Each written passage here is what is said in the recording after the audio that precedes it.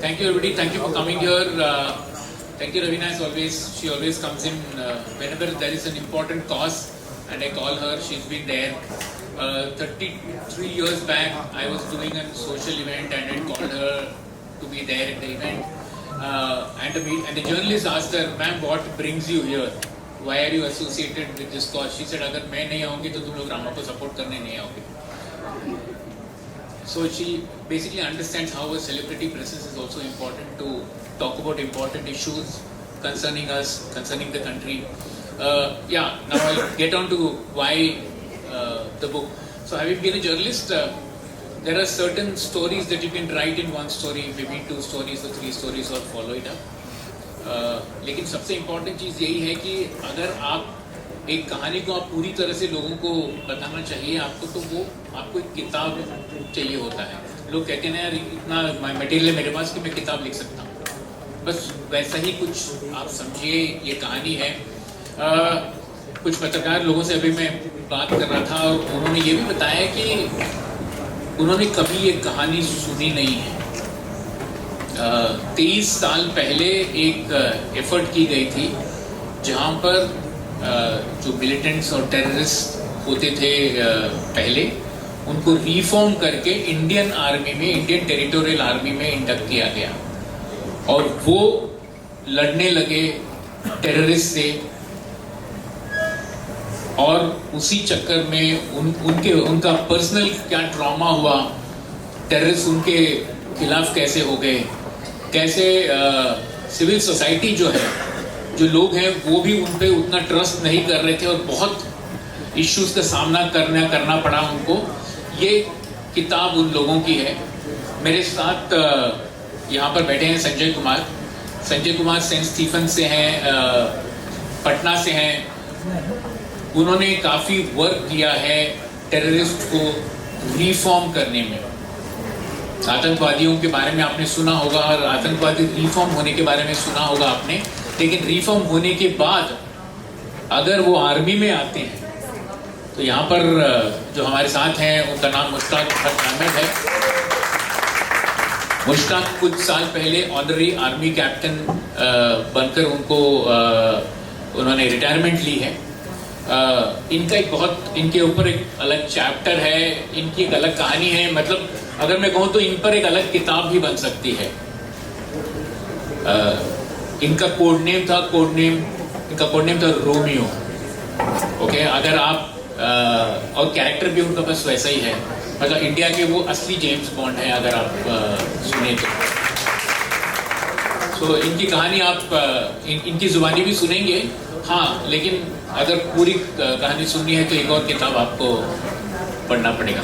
सबसे पहले मैं चाहता हूँ कि संजय आप 2 शब्द कहें, क्यों आप रिफॉर्म्स में आए. आप क्या लगा आपको कि रिफॉर्म क्यों होना चाहिए, क्यों टेररिज्म, और कितना बड़ा चैलेंज था रिफॉर्म. सबसे पहले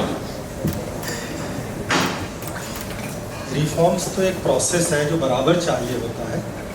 आवश्यकता होती है किसी को इंस्ट्रूमेंट बनने की, तो शायद मैं वो इंस्ट्रूमेंट बन पाया. मैं जब सेंट स्टीफेंस कॉलेज में पढ़ रहा था तो ये देश जो है सबसे मुश्किल दौर से गुजर रहा था. कश्मीर में टेररिज्म था, पंजाब में मिलिटेंसी थी, नॉर्थ ईस्ट इंडिया में इंसर्जेंसी थी, एंड रेस्ट ऑफ द कई स्टेट में माओइज्म था. और हम लोगों ने स्टडी किया तो देखा कि हर साल इंडिया के जीडीपी का ऑलमोस्ट 3.5%, अगर 50% स्ट्रक्चरल वायलेंस रुक जाए तो हमारी जीडीपी इतना बढ़ सकती है. तो हमारे पास ऑप्शन था कि हम सिविल सर्विसेज क्वालिफाई किए हैं, उधर जाएं या देश के लिए आए. तो देश को हम लोगों ने चुना. क्या डिफिकल्ट था वो तो सारा डिटेल्स बुक में आपने लिखा है. लेकिन दुनिया में एक यूनिक काम हुआ है. जब दुनिया के इस्लामिक टेररिज्म के हिस्ट्री में फर्स्ट टाइम एक साथ 4000 के करीब टेररिस्ट ट्रांसफॉर्म होते हैं, इंडिया की मिलिट्री को ज्वाइन करते हैं, और उसके बाद एक हिस्ट्री है. ट्रिलियंस ऑफ डॉलर खर्च करके अफगानिस्तान में फॉर्मर सोवियत रूस और अमेरिका कुछ नहीं कर पाया. जहाँ कुछ लाख रुपए खर्च करके, लाख मैटर नहीं करता, ऐसे थाउजेंड्स ऑफ लोग मेन स्ट्रीम में आए और टेररिज्म की कमर तोड़ी।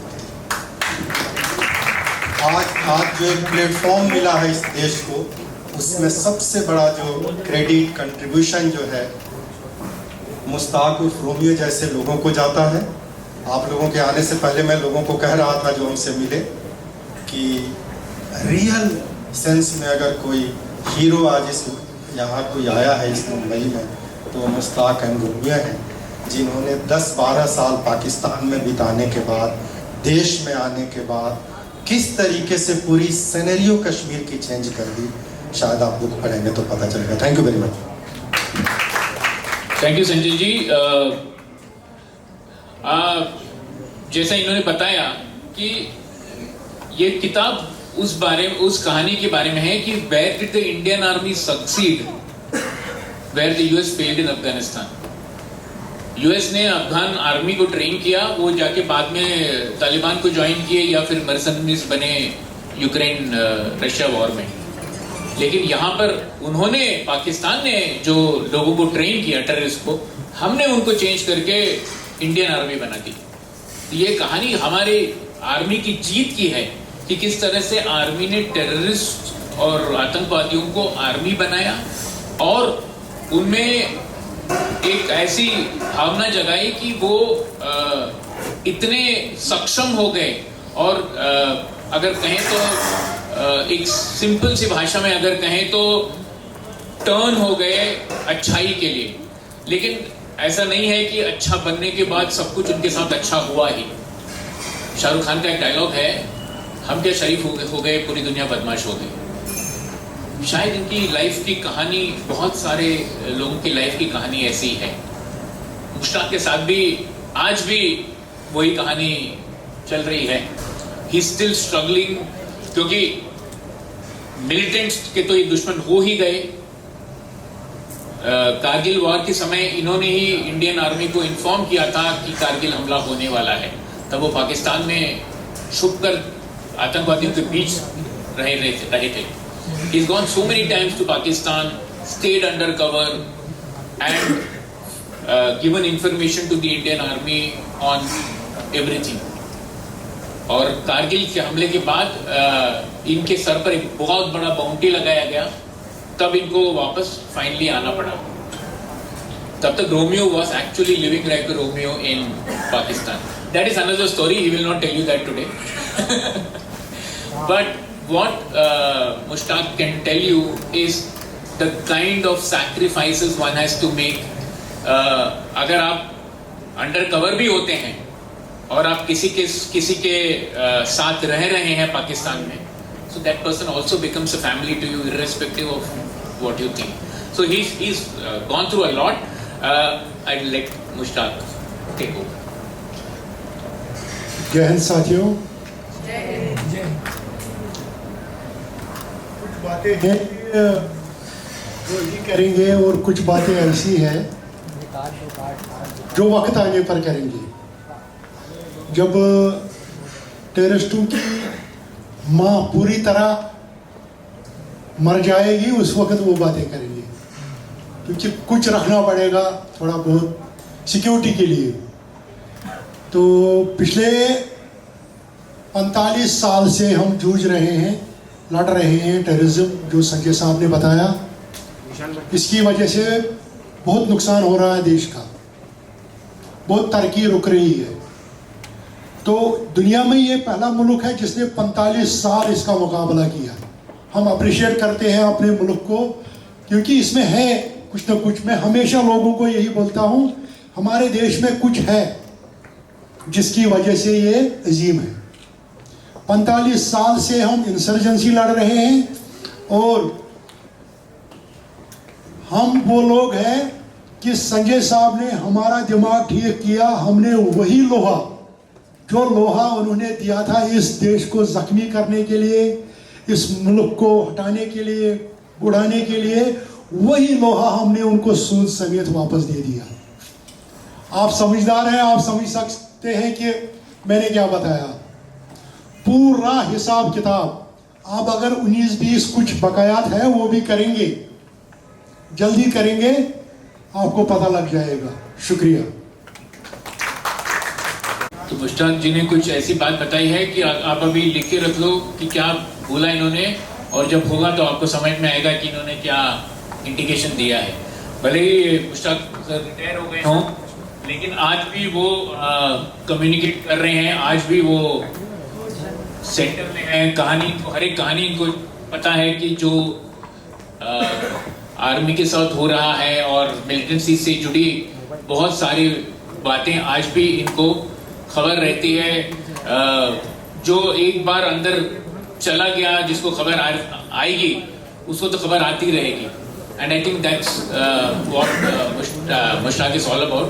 पहले तो मैं एक बात बताऊं मैं आपको, he is the only person who has been named in the book apart from Sanjay ji. He is the only reformed person, and more importantly because he wants to put everyone to put a face to this. बहुत सारे लोगों को इसीलिए problems हैं क्योंकि उनकी families को भी पता नहीं है कि उनके फादर्स क्या करते थे एक समय पे। किताब में एक ऐसी कहानी है एक 6 साल के बच्चे की जो पाकिस्तान चला गया था अपने भाइयों के साथ। स्कूल में भर्ती हो गया, भाई लोग कहीं काम पे लग गए।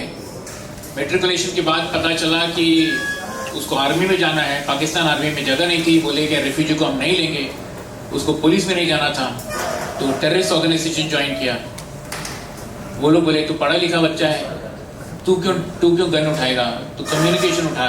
बात करते करते बीएसएफ तक उसकी बात हुई। बीएसएफ वाले ने बोला इंडिया आके सरेंडर कर ले, माँ बाप से मिल ले। बच्चे को माँ बाप से मिलना था, आके माँ बाप से मिल गया। फिर उन्होंने कहा कि यार अरे तो ऐसे ही सरेंडर कर गया और लोगों को लेके सरेंडर करना था। लड़का वापस चला गया पाकिस्तान, वहां पे अरेस्ट हो गया, 20 साल की सजा हो गई। जेल में था, बहुत फिल्मी सीन है, अर्थक्वेक हुआ, वो वहां से भाग गया। जूते के नीचे बीएसएफ कमांडर का नंबर लिखा हुआ था जो पाकिस्तान अथॉरिटीज ने नहीं देखा, आईएसए ने नहीं देखा। वो कांटेक्ट किया, वापस 40 लोगों के साथ सरेंडर किया इंडिया के पास। उसकी second part of the story मैं आपको बता नहीं सकता हूँ because if I would tell you I will shoot you. कुछ चीजें हैं ऑफिशियल सीक्रेट ट्रैक में, हम आपको बोल नहीं सकते हैं। सो बट यस, ऐसी बहुत सारी कहानियां हैं। मुश्ताक की खुद बहुत सारी कहानियां हैं किस तरह से उन्होंने बहुत सारी जगह पे डीएस्केलेशन किया हुआ है। इनके नाम के वजह से डीएस्केलेशन हुआ है। लोग सिर्फ वहां के लोग सिर्फ इन्हीं को ट्रस्ट करते हैं, लोकल गांव वाले, और कोई आएंगे तो पुलिस या आर्मी किसी से बात नहीं करते हैं। ये गुडविल बनाया है संजय ने। संजय यहाँ चुपचाप बैठे हैं, इन पर हमला हुआ है लाल चौक पर। His father was kidnapped and hanged by militants, but he still there, he still fighting the cause. So this is the story of people who have given everything so that you and I can live in peace. So I'd like to ask Ravina if you'd like to say a few things about it. पहले तो मैं बहुत बहुत बधाई देना चाहूँगी रामा को, संजय जी को, यहाँ पे हमारे साथ भट्ट साहब हैं, इनको भी, कि एक जो कहते हैं ना जिंदा दिली, हम सुनते हैं, मूवीज में देखते हैं, आज साक्षात मैं उन लोगों के साथ बैठी हूँ। 2 हमारे जिंदा दिल हीरोज, और तीसरा जो इन हीरोज की कहानी को आप तक पहुँचा रहे हैं, क्योंकि ये हमारे अनसंग हीरोज होते हैं। ये चुपचाप देश के लिए, हमारी शांति के लिए, हमारे देश के अमन के लिए चुपचाप अपना काम करते रहते हैं और हम शायद इनको पहचानते नहीं हैं। तो आज इस किताब के ज़रिए आज हम इनको पहचानेंगे, जानेंगे, और साक्षात हम इनको यहाँ खड़े खड़े धन्यवाद करना चाहते हैं आपकी सेवा के लिए, हमारे देश के लिए। सर आपको भी बहुत बहुत धन्यवाद, क्योंकि आप लोग ना होते तो शायद हम इस समय ऐसे बैठ के अपनी स्वतंत्रता को एंजॉय नहीं कर पाते, हमारी फ्रीडम को एंजॉय नहीं करते, हमारी आज़ादी को एंजॉय नहीं कर पाते। और जहाँ तक मैं समझती हूँ रामा की बात है, वो ऑलवेज ही अपनी शक्ल से ज्यादा इंटेलिजेंट है। ये बहुत पुराने मित्र हैं मेरे, इसलिए मैं ये मजाक कर सकती हूँ, लेकिन ये बहुत ही एक खूबसूरत दिल के इंसान है। बहुत ही हर बार अगर ये जो मुझे बुलाते हैं तो मुझे पता है कि ये खुद कुछ एक ऐसा नेक और इतना एक कुछ अच्छा नोबल कॉज या कुछ अच्छी चीज कर रहे होंगे, इसलिए मैं आती हूँ। मैं इसलिए नहीं आती हूँ कि ये ही कि क्योंकि ये मेरे मित्र हैं तो मैं इनको सपोर्ट के लिए जाती हूँ, क्योंकि मुझे मालूम है जिस चीज में इन्होंने अपना हाथ डाला है, मतलब वो वाकई में कुछ एक ऐसी चीज होगी जो या तो हमारे सोसाइटी के बेटरमेंट के लिए होगी या तो ऐसे हीरोज को धन्यवाद करने के लिए। So thank you for making me also a part of this venture, really Rama, and all the best to you. And you know I love you, I love Anusha. ये दोनों मेरे बहुत ही पुराने मित्र हैं, जब से मैंने इंडस्ट्री में कदम रखा है। तो जहाँ तक कि हम जो जितने पुराने चावल हैं वो हम सब एक दूसरे को सपोर्ट करते रहते हैं, तो I think that is something that is beautiful. और हमारी बॉन्ड ऐसी ही है और ऐसी और ऐसे ही रहे आगे भी in future. So thank you very much for having me here, all of you, and for this wonderful opportunity to meet Sanjay sir and to meet Bhatt sahab. And sir, again, thank you so much for from us and from all our countrymen and country ladies and country women and brothers and sisters and our children especially. Thank you.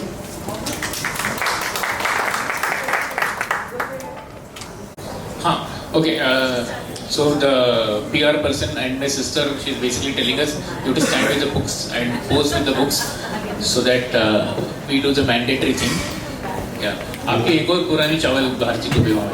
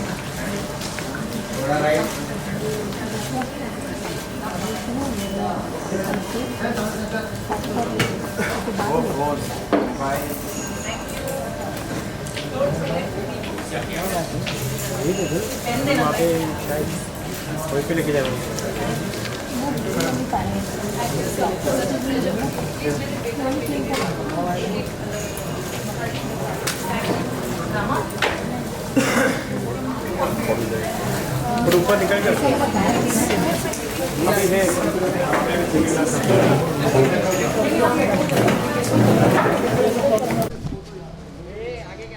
एक minute,